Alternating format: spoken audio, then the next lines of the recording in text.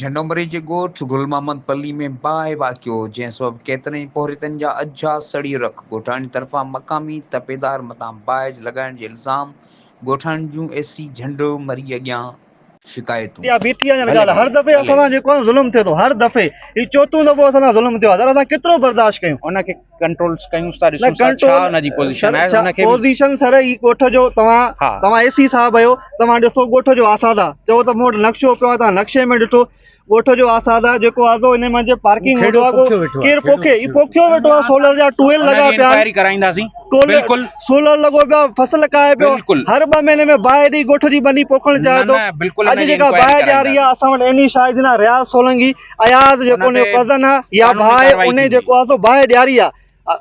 इहो डॉक्टर साहब कानूनी सर कार्रवाई उन ते पूरी 2022 खां हितां मूव करे ज़िले सांगड़ विया, मुंहिंजी ड्यूटी आहे। इहो त न आहे त हिते ग़रीब माण्हू रहनि था हर दफ़े हुन ज़ुल्म थिए, इहो त न आहे। हिकिड़ो तपेदार आहे, ऑफिसर आहे त ज़ुल्म करे असां जेको बि मुलविस जेकॾहिं थियो सर मुलविस आहे छा, कानूनी कार्रवाई थींदी, सर बनी पोखियो वेठो आहे, बाक़ायदा कानूनी कार्रवाई थींदी, इहो तव्हां इंश्योर कराइयो।